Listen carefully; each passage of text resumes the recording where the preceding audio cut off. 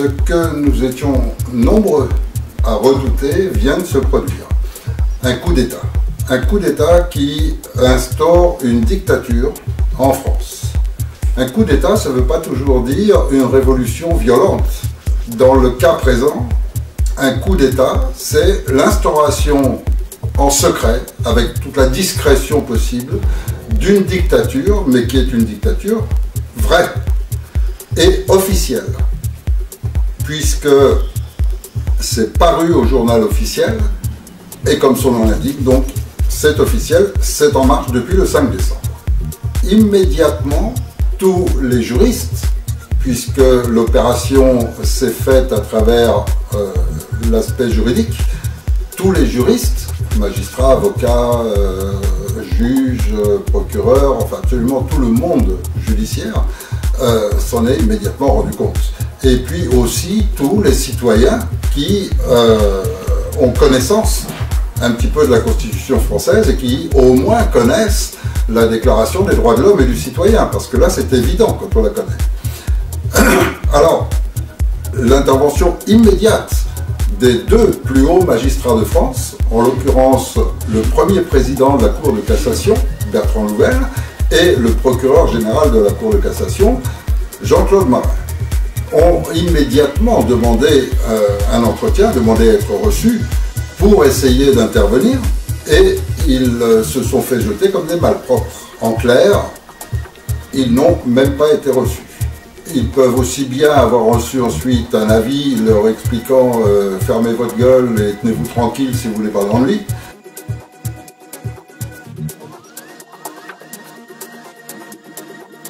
Alors voici les détails de ce coup d'État.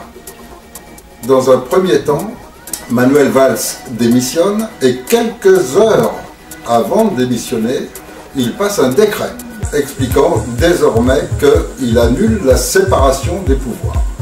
Alors, ce qu'il faut savoir, c'est que la France existe par la Déclaration des droits de l'homme et du citoyen de 1789, qui a pris pour base le refus absolu de la force au profit de la loi. C'est-à-dire que depuis cette déclaration, le haut dirigeant de la France, quel que soit le type de gouvernement, le haut dirigeant de la France, c'est la loi. C'est-à-dire la Constitution qui émane de cette Déclaration des droits de l'homme. Et ça, c'est l'opposé de la dictature. Et les gens qui ont écrit cette Déclaration des droits de l'homme et du citoyen, pour ne pas prendre le risque et pour protéger la France d'une possible autre dictature qui s'installerait, qu'elle soit religieuse, qu'elle soit monarchique, peu importe, mais pour absolument empêcher que des personnes aient tout pouvoir de faire tout ce qu'ils veulent, puisque ça c'est le principe de la dictature, et disposent d'une force armée pour imposer leurs lois par la violence. Pour éviter cela, ils ont mis en place une règle absolue. Et cette règle absolue, je vais vous la lire. C'est l'article 16 de la Déclaration des droits de l'homme. Cet article dit ceci. Toute société dans laquelle la garantie des droits n'est pas assurée, ni la séparation des pouvoirs déterminée, n'a point de constitution. En clair, la France est protégée par le fait qu'il existe des droits qu'on appelle des droits inaliénables et sacrés, c'est-à-dire des droits auxquels on ne peut absolument pas toucher. C'est la règle absolue. Et ces droits sont énoncés très clairement dans cette Déclaration des droits de l'homme, qui sont les droits de chacun d'entre nous. Et cette Déclaration des droits de l'homme devait être enseignée par l'éducation nationale, l'instruction publique, qui permettait que chaque personne connaisse ses droits et sache que là, il est protégé. Ce sont ses droits sacrés et la deuxième condition, c'est que les pouvoirs soient séparés. C'est-à-dire qu'en fait, il y a l'exécutif, le législatif et le judiciaire. En réalité, aujourd'hui, le quatrième pouvoir devrait aussi être séparé, c'est-à-dire le médiatique. Bon, en tous les cas, on est sur la déclaration en vigueur, qui est donc celle qui indique ces trois pouvoirs qui doivent être séparés. C'est la condition. Or, qu'est-ce qui se passe aujourd'hui? Et c'est pour ça que le terme dictature est parfaitement approprié, c'est que ce sont les mêmes les mêmes gens, le même groupe, le même clan de politiciens qui contrôlent absolument tout, qui contrôlent le législatif, l'exécutif et le judiciaire. C'est eux qui réunissent tous les pouvoirs. En clair, ils font tout ce qu'ils veulent. Ils sont passibles d'aucune loi, il n'y a aucune opposition possible. Et comme en plus ils contrôlent aussi le médiatique, eh bien ils passent l'information qu'ils veulent. Et c'est comme ça qu'une multitude de traités ont été signés en cachette des Français qui ignorent complètement ce qui passe chez eux. Il y a la séparation des pouvoirs. Ce sont les deux bases qui garantissent que c'est toujours la loi qui commande le pays, la Constitution. Que s'est-il passé? D'abord, avec l'arrivée de Sarkozy, a commencé la violation de ces droits de l'homme, petit à petit, légèrement, sur des petites choses. Lorsqu'il paraît par exemple un article autorisant à tirer à balles réelles avec des armes de guerre sur des manifestants. C'est tout à fait interdit par la Déclaration des droits de l'homme. Donc ce sont des petites déviations qui n'ont fait qu'augmenter, qui ont grossi et qui ont explosé littéralement lorsqu'il a bafoué le vote des Français qui avaient dit non au traité européen et qu'il l'a imposé quand même. Donc on est rentré depuis cette période dans du pire à chaque fois, et chacun, et chaque ministre et chaque dirigeant a toujours été dans le même sens, d'augmenter cette violation des droits de l'homme, jusqu'au point que nos droits soient complètement bafoués, jusqu'au point donc d'appauvrir, de créer de la précarité, d'inventer une fausse dette, tout ce que tout le monde sait maintenant, pour détruire et piller la France.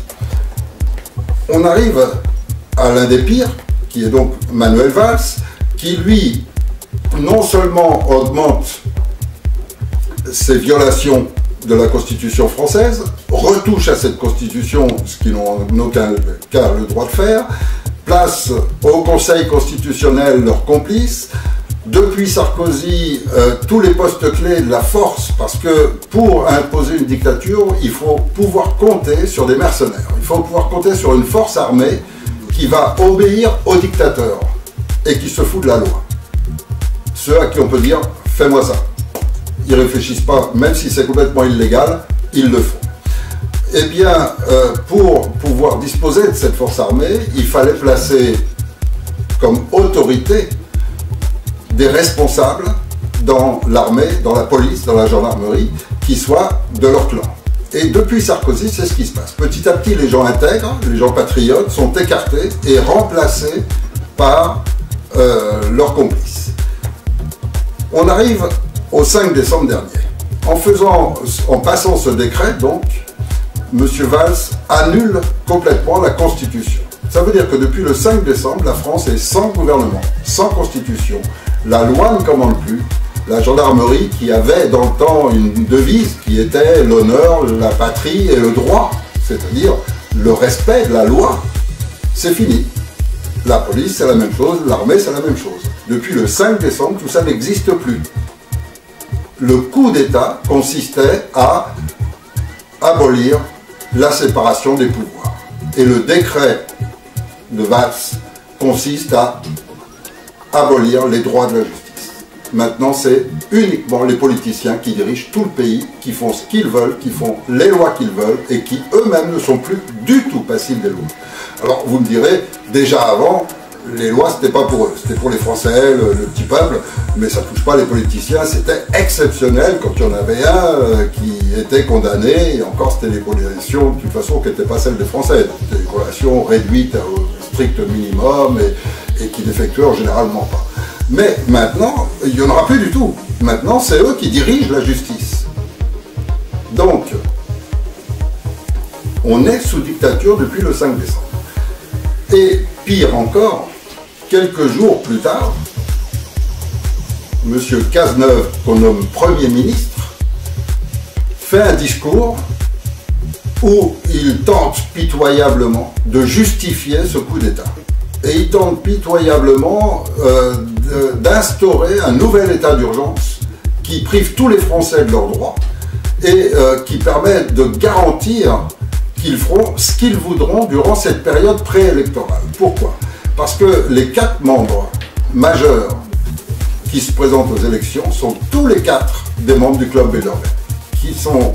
Alors il faut savoir que le club Bilderberg, je pense qu'il y a encore des gens qui ne le savent pas, donc je le rappelle, le club Bilderberg, ce sont les plus grosses fortunes du monde qui contrôlent les banques mondiales, les banques américaines essentiellement, et qui contrôlent les plus grosses multinationales du monde. Pétrole, armement, alimentation, santé. Et donc ce sont eux qui dirigent et qui ont créé et inventé une dette que les pays n'ont pas, mais que les politiciens complices font croire à leur peuple qu'ils doivent payer cette dette, et donc grâce à ça, ils s'en servent pour piller petit à petit le peuple. Enfin bon, tout ça, ce sont des choses sur l'économie, comme sur la santé, etc., que chacun peut aller chercher toutes les informations sur Internet. Mais en l'occurrence, ce qui est important, c'est que pour eux, il est vital d'arriver à mettre un de leurs membres, car ce sont des membres du club Bilderberg, qu'ils veulent mettre un de leurs membres directement à la tête du pays, parce que c'est ce qui permettra d'achever complètement la France et de la piller complètement, et qu'en tant que nation, elle disparaisse complètement. Parce que, je l'ai expliqué dans une autre vidéo, la France est une cible majeure pour eux. Et donc, abattre la France, c'est faire disparaître la Déclaration des droits de l'homme, et c'est donc ensuite permettre un enchaînement sur tous les autres pays, puisque plus personne n'aura le phare que représentait la France aura disparu.